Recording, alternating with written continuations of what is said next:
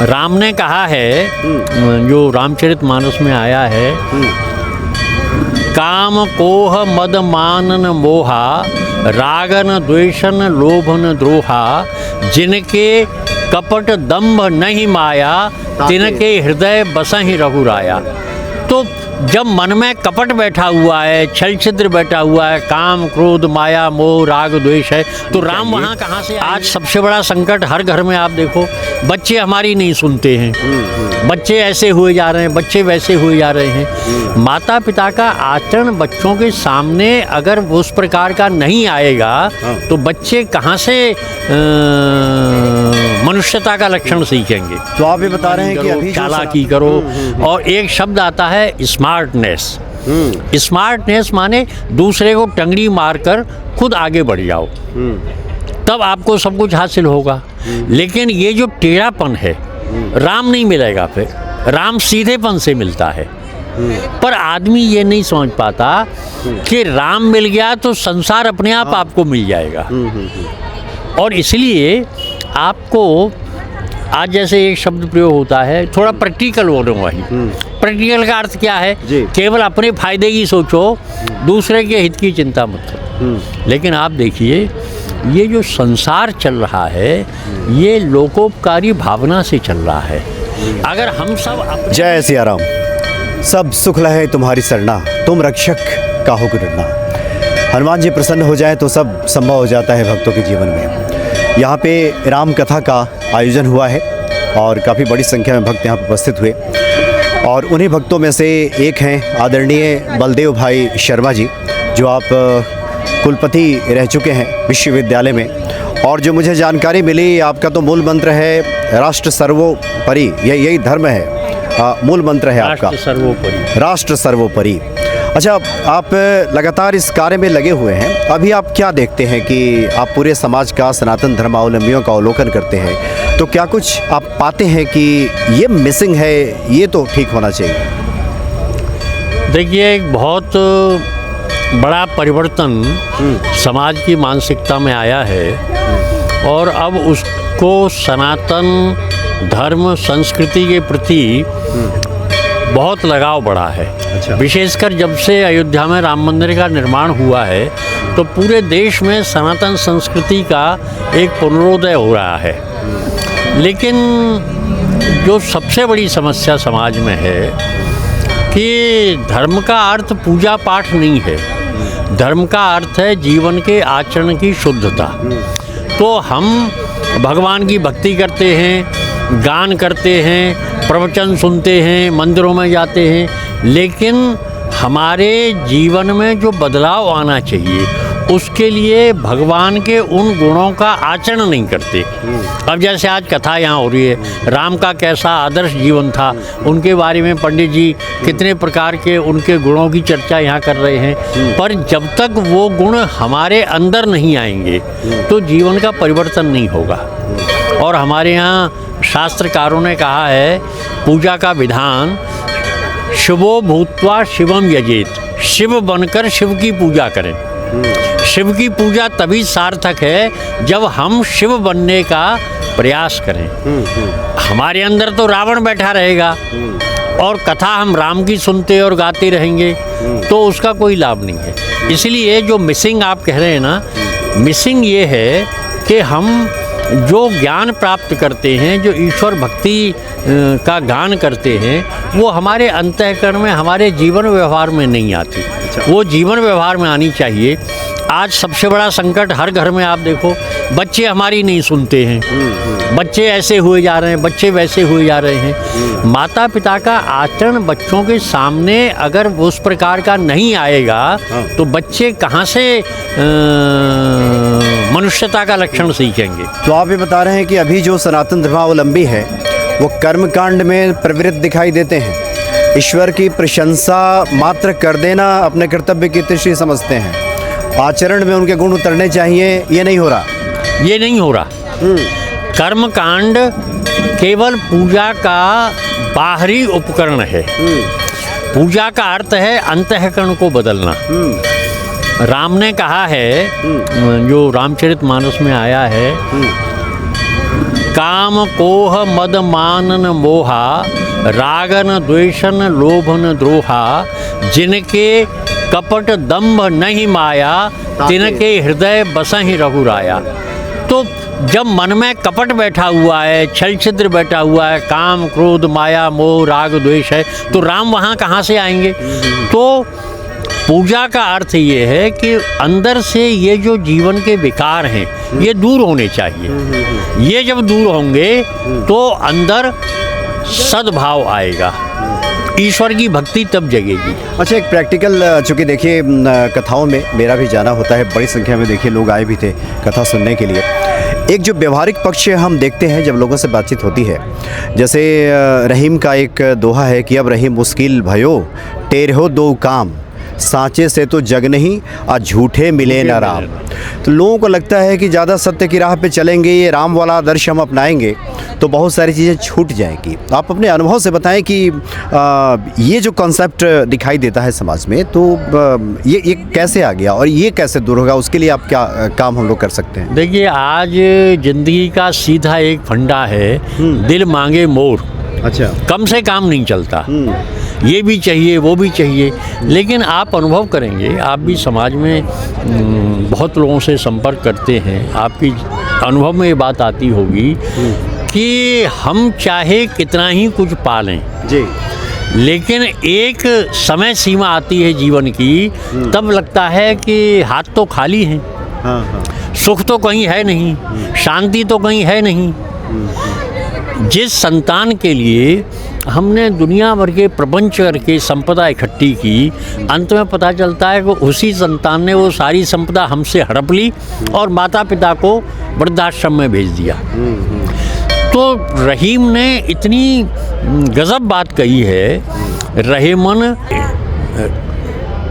रहीमन उलझन आ पड़ी, उल्टे दो काम, सीधे से जग ना मिले, टेढ़े मिले न राम। अच्छा, इस तरह से बातें कही है। राम और संसार ये दो अलग चीज़ें हैं। हाँ। आप सीधे बनकर रहोगे, भले आदमी बनकर रहोगे, तो संसार का कुछ भी आपको हासिल नहीं होगा। क्योंकि आज संसार में अगर आपको कुछ हासिल करना है तो सीधा एक फंडा बन गया है कि बेईमानी करो, चालाकी करो, और एक शब्द आता है स्मार्टनेस। स्मार्टनेस माने दूसरे को टंगड़ी मारकर खुद आगे बढ़ जाओ, तब आपको सब कुछ हासिल होगा। लेकिन ये जो टेढ़ापन है, राम नहीं मिलेगा, फिर राम सीधेपन से मिलता है। पर आदमी ये नहीं समझ पाता कि राम मिल गया तो संसार अपने आप आपको मिल जाएगा। और इसलिए आपको आज जैसे एक शब्द प्रयोग होता है, थोड़ा प्रैक्टिकल हो रहा हूँ। प्रैक्टिकल का अर्थ क्या है? केवल अपने फायदे की सोचो, दूसरे के हित की चिंता मत करो। लेकिन आप देखिए, ये जो संसार चल रहा है ये लोकोपकारी भावना से चल रहा है। अगर हम सब अपने अपने जीना शुरू कर देंगे तो समाज कहाँ है फिर? आज परिवारों में यही सब हो रहा है, सब अपने अपने लिए जीना चाहते हैं, परिवार बिखर रहे हैं, समाज बिखर रहा है। तो भलमनसाहत, दूसरों के हित की चिंता करना, दूसरों के सुख के लिए जीना, ये बहुत आवश्यक है, नहीं तो मनुष्यता नहीं बचेगी। बहुत सुंदर कामायनी जो महाकाव्य जयशंकर प्रसाद ने लिखा है, उसमें बड़ी सुंदर दो पंक्तियाँ उन्होंने लिखी हैं। मनु का प्राकट्य होता है। मनु हमारी संस्कृति में प्रथम मानव माने गए हैं विश्व के।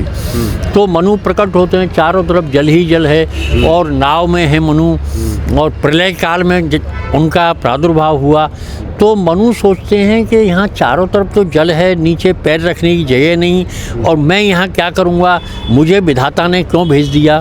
तो विधाता उनके मन की दुविधा भांप लेता है और फिर आकाशवाणी होती है। अच्छा, विधाता बोलते हैं। उसको बड़ा सुंदर निरूपण किया है जयशंकर प्रसाद ने।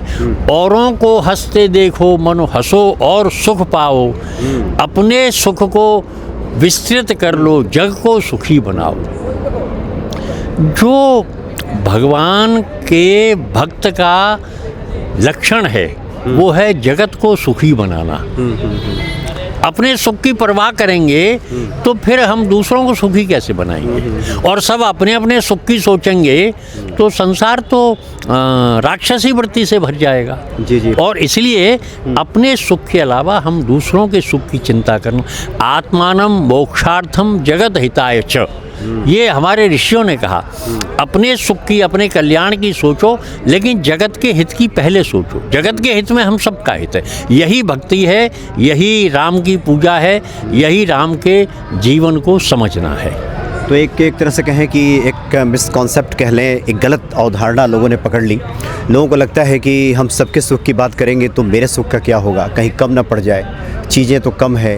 ये जो अभाववादी मानसिकता है, चूँकि बहुत विस्तृत विषय है, हम चाहेंगे कि एक बार आपसे बैठ करके विस्तार से हम बात करेंगे। लेकिन एक और आपसे हम जानना चाहते हैं, चूँकि आपका लंबा अनुभव भी है, आपने कार्य भी किया है। व्यक्ति अधिकांश जो हैं जिनसे आप मिलते होंगे, लोग तो अपने सुखों, अपनी परेशानियों में ही उलझे रहते हैं। ऐसे लोगों को सूत्र रूप में आपका मूल मंत्र क्या होगा? ऐसे लोग क्या करें कि उनके जीवन के परेशानियों का अंत भी हो और मानवता जो लक्ष्य है कि उत्थान, वो कैसे संभव है? एक सूत्र रूप में आप बताएं। देखिए, परेशानियां क्या हैं? जो मन के अनुकूल है आदमी उसको सुख मानता है। हाँ। जो मन के प्रतिकूल है वो परेशानी उसको लगती है। लेकिन ऐसा है नहीं। आदमी, एक सामान्य कहावत है कि मन का हो गया तो बहुत अच्छा, मन का हो गया तो अच्छा, मन का ऐसा नहीं हुआ तो बहुत अच्छा। हाँ, ये डॉक्टर हरिवंश राय बच्चन ने तो कहा है। जीवन की जो व्यापक दृष्टि है वो मन के विस्तार से जुड़ी है। मन के विस्तार का अर्थ है जीवन, और मन की संकीर्णता का अर्थ है मृत्यु। हम जब परेशानियों से घिरा हुआ अपने को महसूस करते हैं, इसका मतलब है कि हम केवल अपने बारे में सोचते हैं। आप देखिए, समाज में कितने प्रकार के लोग हैं जिनको जीवन की कोई सुविधा नहीं है, कष्टों में जी रहे हैं, जिनके खान पान की व्यवस्था नहीं, रहन सहन की नहीं, वस्त्र आदि की व्यवस्था नहीं, और वो फिर भी उतने दुखी नहीं दिखते जितने कि महल दुबेले में रहने वाले लोग दुखी हैं। तो हमें परेशानी की परिभाषा को समझना पड़ेगा, और जब तक हम दूसरों के हित के बारे में नहीं सोचेंगे, यही तो मनुष्यता है। मनुष्यता का अर्थ ही है, मानव होने का अर्थ ही है, संगच्छध्वम संवदध्वम संवो मनांस जानताम। हमारे ऋषियों ने कहा, सब मिलकर चलो, सब मिलकर बैठकर चिंतन करो, सब मिलकर भोजन करो। ओम सहनावतु सहनो भुनक्तु सह वीर्यं करवावहै। हम सब साथ बैठकर भोजन करें, साथ बैठकर।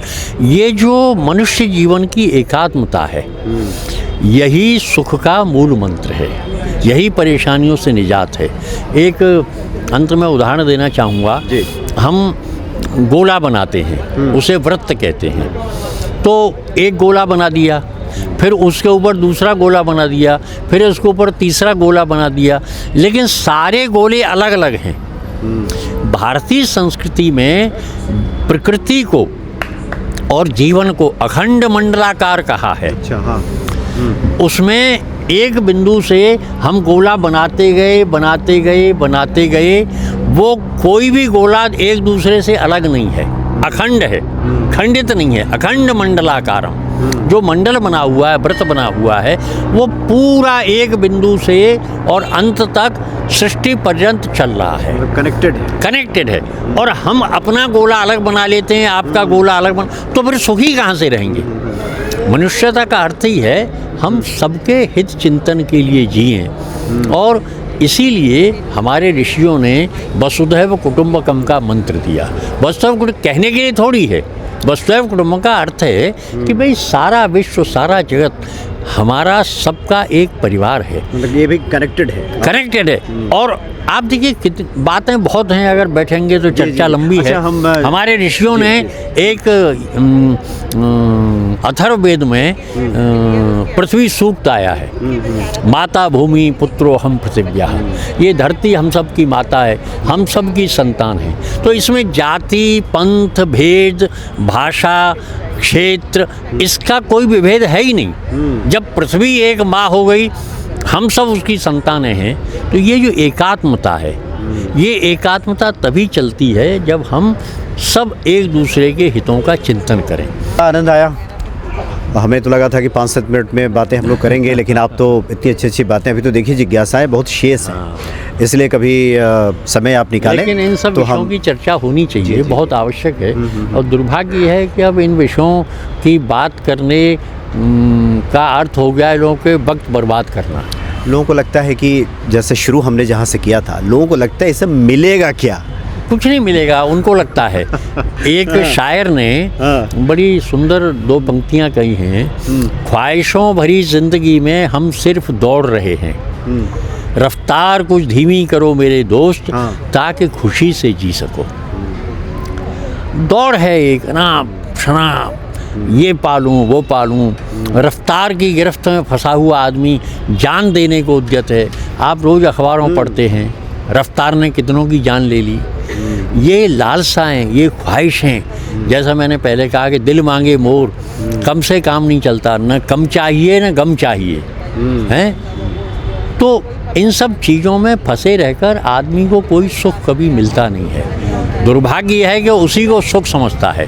लोगों ने गलत दिशा पकड़ ली है और जिसकी वजह से जीवन में परेशानियां हैं। जी। जो कुत्ता होता है वो हड्डी चबाता है, उसी में सुख पाता है। और ये बड़ा वैज्ञानिक सिद्धांत है। जब हड्डी उसके मुंह में घूमती है तो उसके मसूड़े फूटते हैं हड्डी की चोट से। उन मसूड़ों में से जो रस निकलता है, कुत्ता समझता है कि ये हड्डी में से रस निकल रहा है, आनंद है। जबकि वो रस तो उसका स्वयं का है, उसके मसूड़ों को फोड़ कर निकल रहा है। तो हम उसी लिप्सा में पड़े हुए हैं, हम समझ रहे हैं कि यहाँ सुख है, पर वास्तव में वो सुख तो है ही नहीं, बाहर नहीं है, मतलब बाहर नहीं है। जी जी। तो बड़ा आनंद आया आपसे बातचीत करके, और आगे भी हम लोग बातचीत करेंगे। बहुत बहुत धन्यवाद आपका। जय सिया राम। नमस्कार।